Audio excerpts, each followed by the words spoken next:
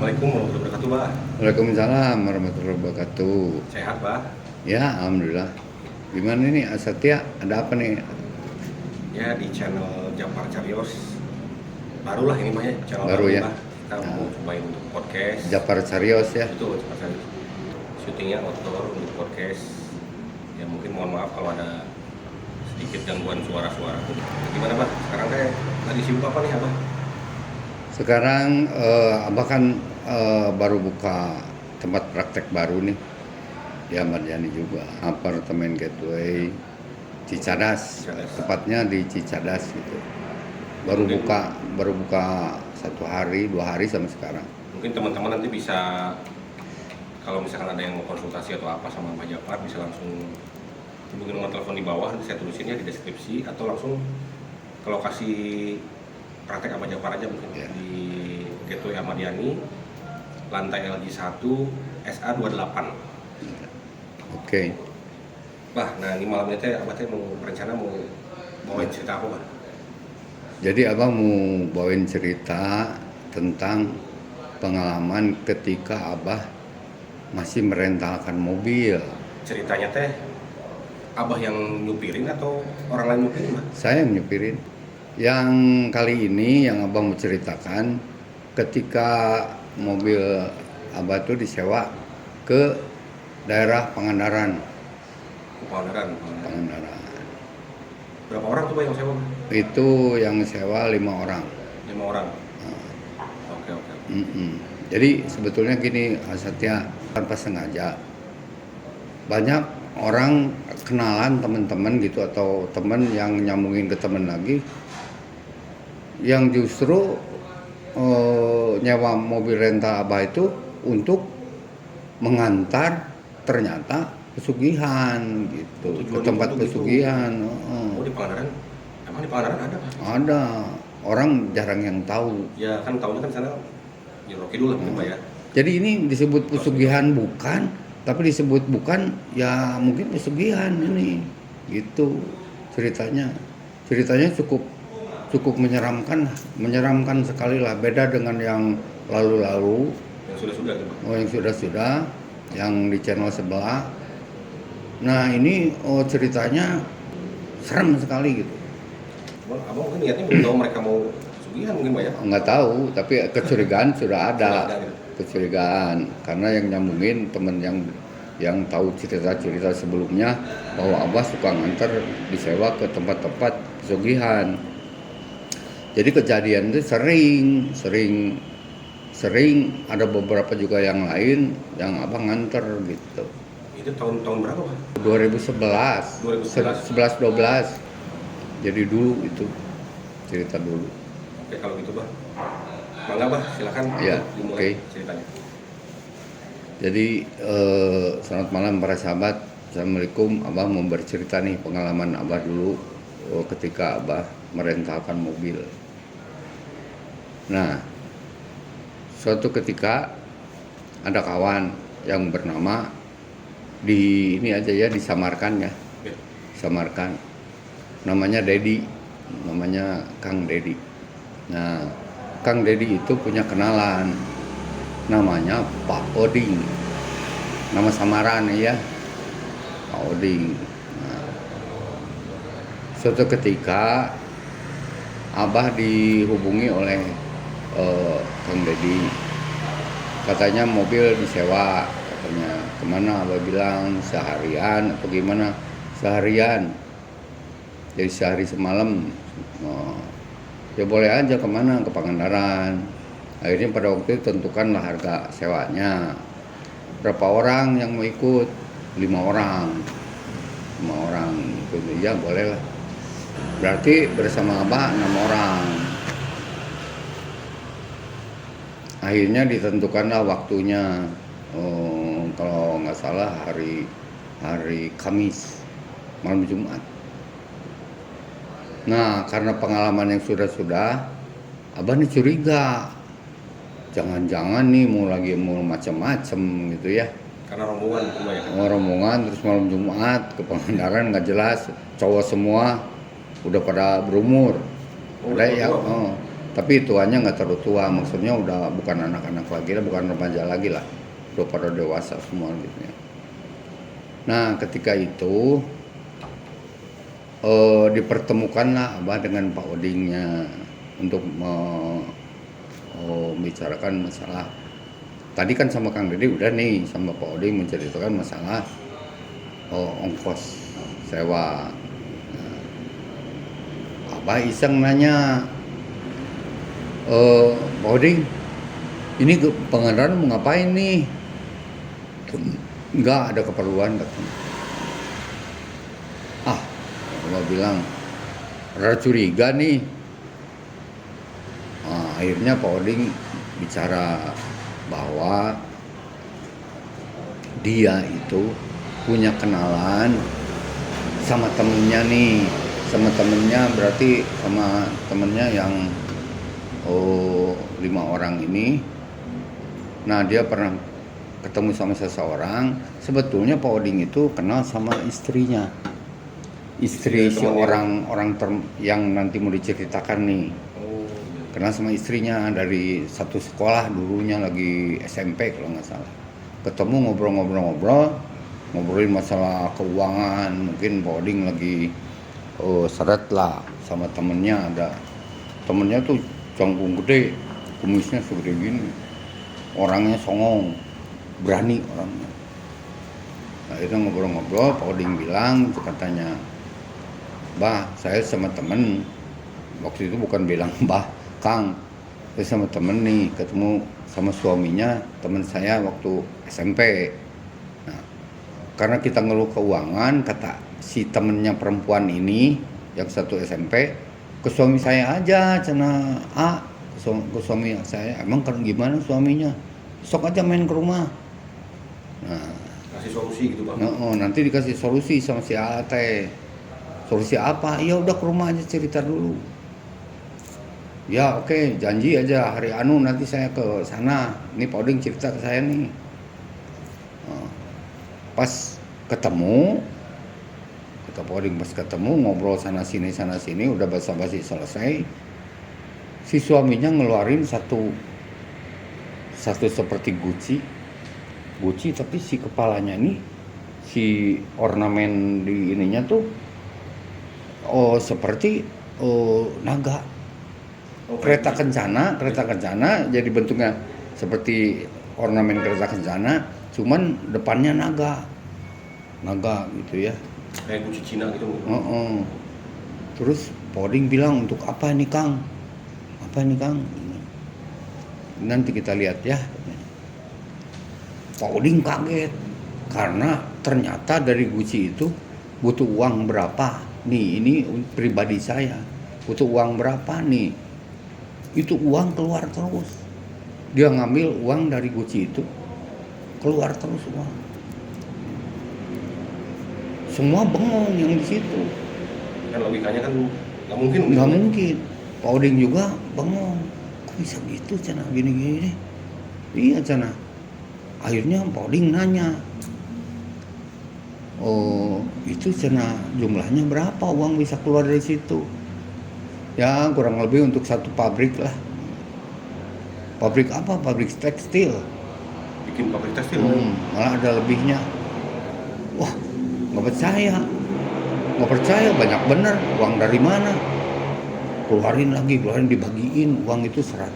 Waktu itu uang pesan berapa ya lupa ya. Dibagiin uang. Sok silakan belanja katanya, beli. Mau rokok masing-masing beli sendiri katanya pergi. Beli sendiri. Pergilah semua ke warung ini, ke warung mana aja. Yang teman-teman yang ikutnya tuh, 3 orang, 4 orang. 3 orang. Nah, terus udah gitu balik lagi dibeliin bisa. Semua pada terkesima.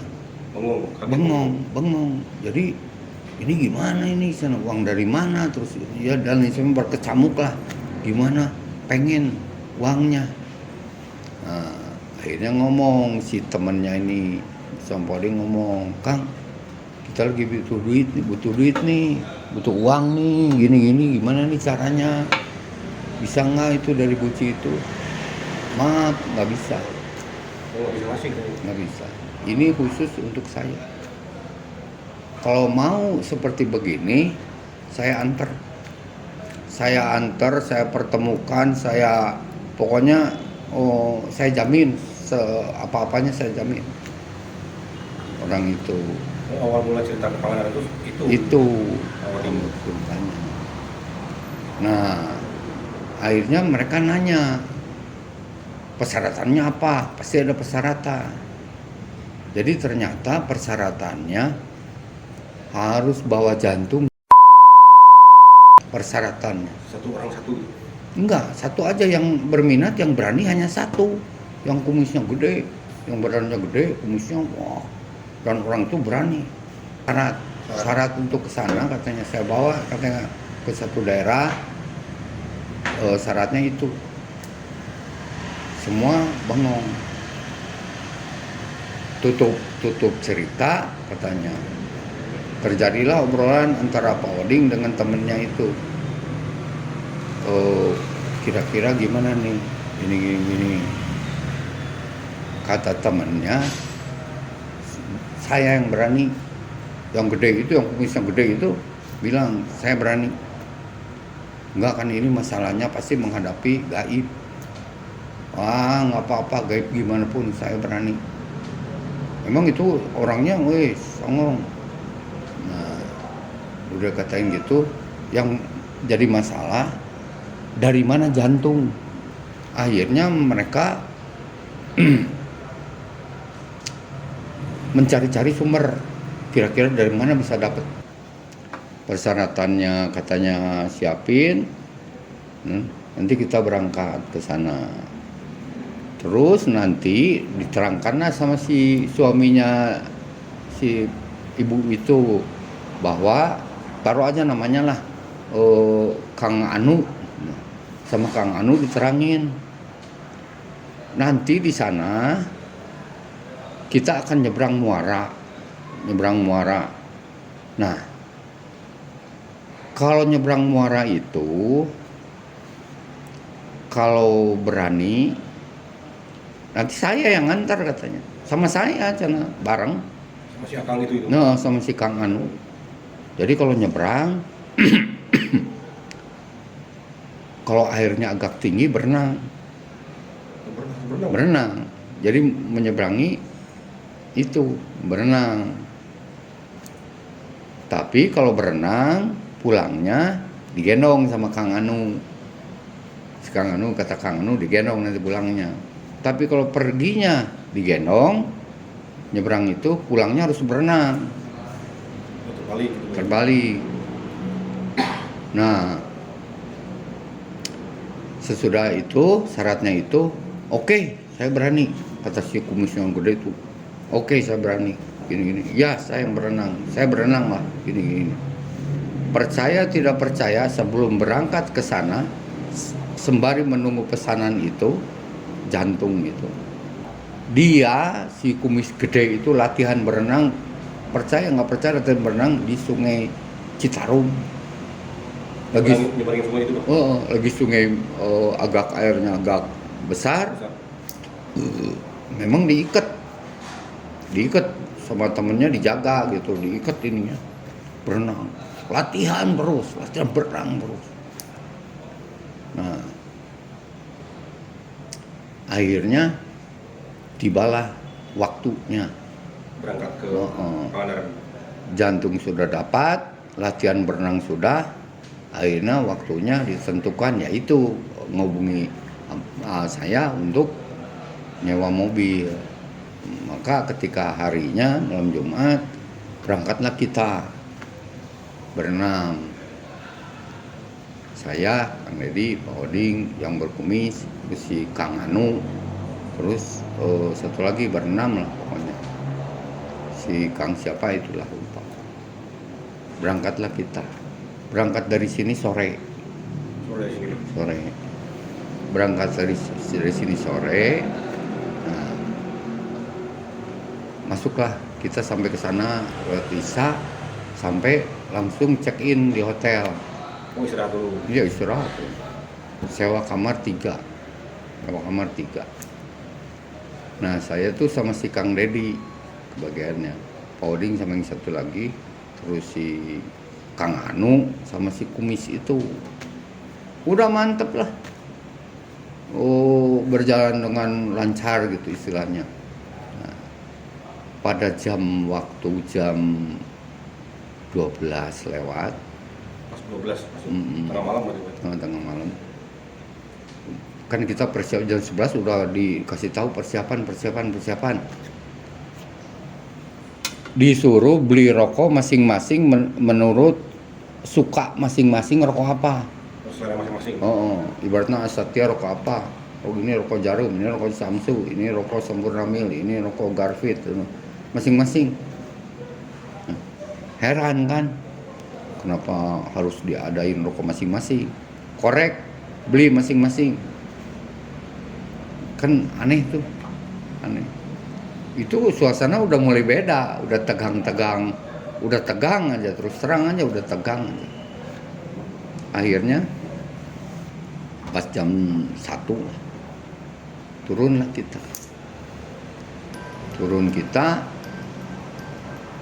Begitu turun dari hotel ke jalan kaki nih, jalan kaki kan abang nggak ada kewajiban ikut. Iya. Abang, saya di hotel aja gini. Katanya ikut aja lah, pengalaman biar tahu gini. Pikir-pikir memang abah kadang-kadang suka pengen tahu lagi, suka orangnya teh pengen tahu apa aja gitu. Ikutlah, oke lah, ikut. Begitu turun dari hotel, percaya nggak percaya, begitu turun dari hotel ke jalan tiba-tiba suasana gelap. Lampu segala macam. Gelap. Ini perasaan kita gelap, nggak ada lampu. Jadi kan kalau namanya di pantai kan kalau malam, Ya. walaupun gimana juga dari atas terang, dari langit. Iya, dari bulan ya. Dari langit, dari apalah, pokoknya nggak ada bulan juga, langit pasti terang lah. Ini gelap semua. Begitu gelap mulailah kaget. Di situ udah perasaan udah wah campur aduk.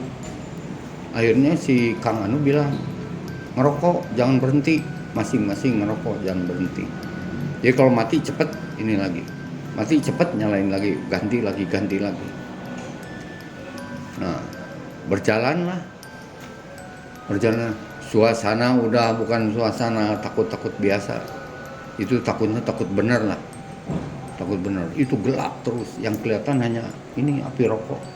Udah gulita aja pokoknya. Jadi ini apa sih gelap gini? Nah, masing-masing ngerokok sebenarnya udah mulai gemeteran. Berjalanlah kita. Itu berjalan cukup lama, bukan cukup berjalan sebentar. Menuju tempat itu.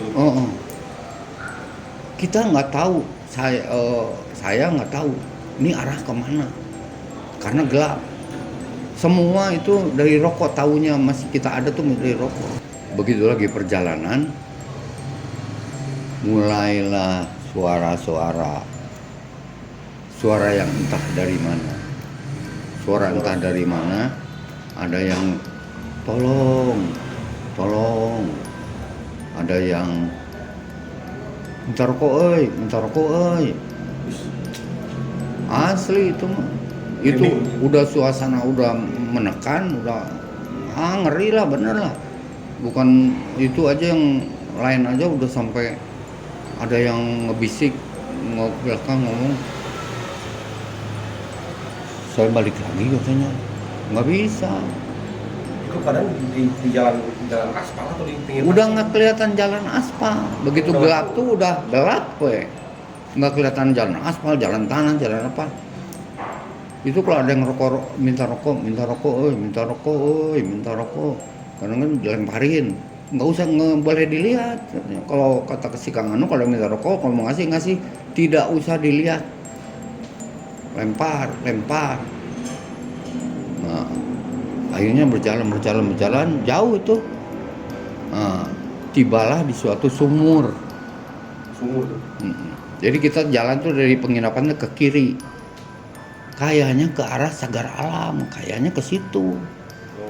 Karena ke kiri. Tapi di perjalanan itu kita nggak melihat ibaratnya bangunan ini, bangunan itu, kan banyak bangunan. ada macam-macam lah, nggak ada, gelap aja pokoknya. Nah, tibalah di satu sumur. Kita ritual dulu di sini katanya. Ritual lah di situ. Begitu ritual di situ, itu gangguan makin. Yang nangis, yang ketawa, yang bermacam-macam gangguan. Malu begitu. Malu. Sampai kawan yang lain tuh kencing. Di celana. Kencing di celana, nggak terasa kencing. Saking Kita tahu ada teman kita dari bau rokoknya. Ternyata suruh ngerokoknya biar ketahuan bau rokoknya. Nah, penampakan kan kita nih duduk nih dempet, udah takut satu. Kembali lagi nggak bisa. Milih mana? Sampai dempet duduk. Temen kencing lah, basah celananya. Ketika udah di hotel ketahuan basah celananya, udah semua juga. Wah. Nah, sesudah beres di situ. Itu penampakan kan di sumur itu, di belakang sumur itu tuh, wah, ada kunti, ada pocong, bermacam-macam. Kalau Abah tutup mata. Karena lihat berapa kali penampakan, tutup aja mata. Temen tunduk semua gini, cuman terlihat seperti bayangan putih, bayangan itu macam-macam. Ayo katanya udah beres, udah ditunggu. Makin tegang, udah ditunggu sama siapa? Pergilah, berjalan lagi kita, tetap gelap, berjalan lagi, sampailah ke muara sungai yang ke laut. Sampailah ke muara. Begitu sampai ke muara itu, percaya nggak percaya, diantaranya teman-teman saya sesudahnya bercerita, sesudah kejadian itu bercerita, saya sampai jerit meratap-ratap, pengen selamat katanya, karena saking takutnya. Sampai istilah Sunda tuh nyambat orang tuanya masih ada nih. Nyambat orang tua, ibaratnya bapak udah aku jing salamet bapak, sampai udahlah, mungkin semua kencing lah, mungkin termasuk awalnya kencing dengan aku lah. Padahal kencing basah, bukan bohong lah, mengerikannya. Itu yang kumisnya gede, yang berani itu, begitu menyeberang, nangis. Pas di muara itu? Nangis aja. Kenapa nangis? Tega cina. Kalau saya nggak pulang lagi gimana? Anak istri saya gimana? Gitu. Kata si Kang Anu, jangan takut, kan dibarengin sama saya. Ayo jangan takut gini. Aduh, katanya gimana gini. Ini semua juga takut, nggak bisa ngomong gini. Sok aja lah gitu, tenang, nggak bisa. Suasana begitu mencekam, jadi seperti apa ya? Kalau sekarang kepikir, itu udah pindah ke alam gaib. Jadi bukan di alam manusia lagi, udah dimensinya udah lain. Pantesan suasananya gila-gilaan. Ternyata dipikir-pikir sekarang itu alam gaib itu. Nangis. Kata si Kang Anu, ayo sekarang gini aja, itu tuh di seberang udah dipanggil sama nenek-nenek. Kan gelap, tapi si Kang Anu mah udah tembus penglihatannya. Itu udah panggil, kita hanya dengar suara, cu kadia cu, iya geus aya ieu cenah katampi cenah. Oh iya, lupa. Sebelumnya begitu sebelum itu tuh kan di muara sila semua, duduk sila. Itu si jantung dipegang di keresek, di kantong keresek. Kantong keresek dipegang sama Pak Oding. Itu di begitu sila di sini nih, dipegangnya di dada nih. Atas gini kan takut kena air atau apa. Itu ombak. Lama-lama itu ombak, sekali waktu ada ombak gede, ombak segini, ini sekeresek, set. Begitu ombaknya sudah ke sana, keresek jadi ringan. Ini kemana ini? Jadi ringan. Si Kang Anu bilang, kita kan cuma dengar suara-suara aja. Si Kang Anu bilang, udah ada yang ngambil. Wah, sebetulnya ini bukan main-main. Nah, ketika itu, sudah itu, ayo nyebrang, ngajak si kumisnya, nangis-nangis, meratap-ratap, nggak mau. Akhirnya Kang Anu bilang, udah ayo, cina, saya yang nganter, cina. Mau digendong perginya sok, digendong, pulang berenang, cina. Atau mau berenang perginya, pulang digendong, terserah pilih. Itu si kumis.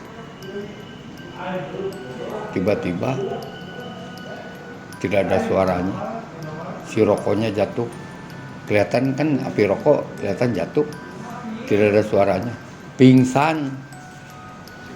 Si kumis yang pemberani itu pingsan.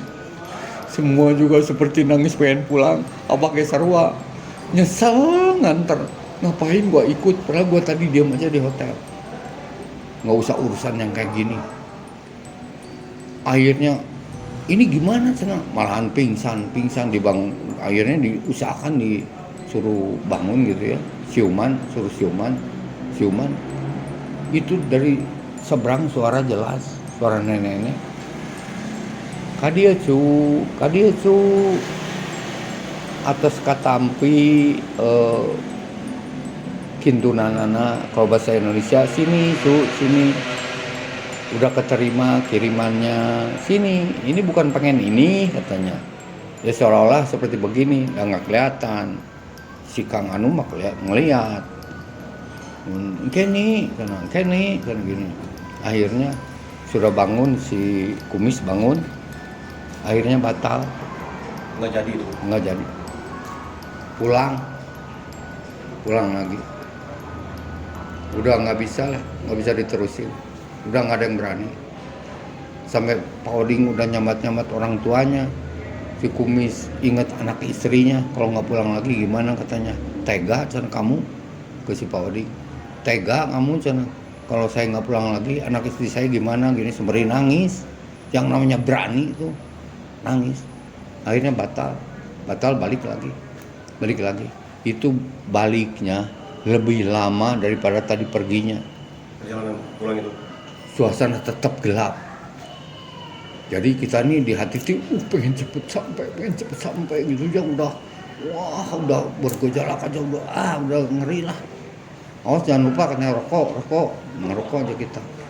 Terus ada seperti orang bilang gini, bantuan yuk, kapal yuk, depang dorongkan kapal, perahu, bantuan nih, bantu perahu nih, tolong dorongin, gitu. Itu suara-suara yang enggak tuh banyak lah.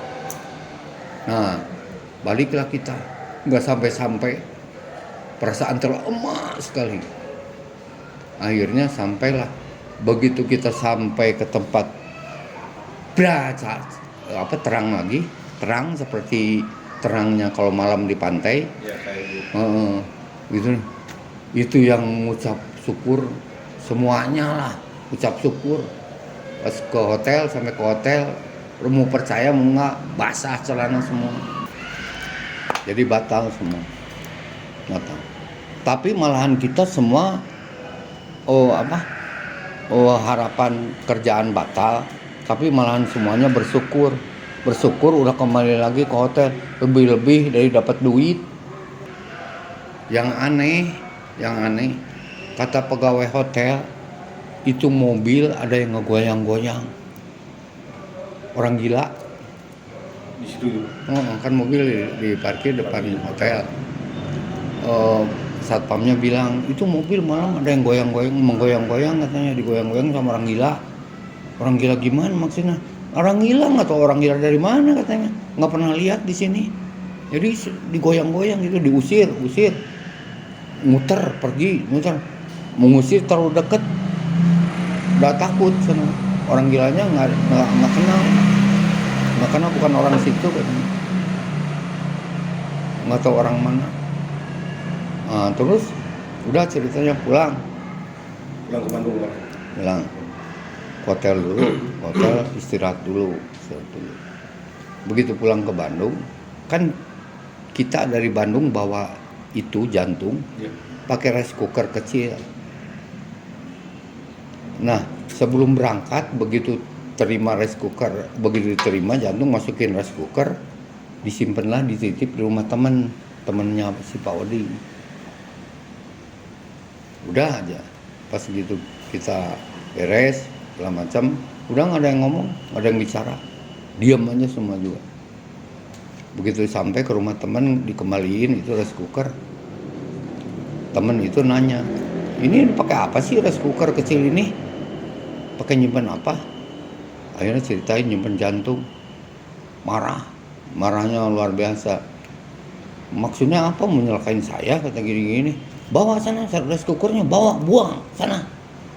Bahasa Sunda ngambek, kira-kira kata gini-gini. Ternyata semalam itu waktu dititip di situ, di dapur tuh ramai suara terang seperti ada maling. Dilihat nggak ada siapa-siapa, itu nanti bunyi lagi.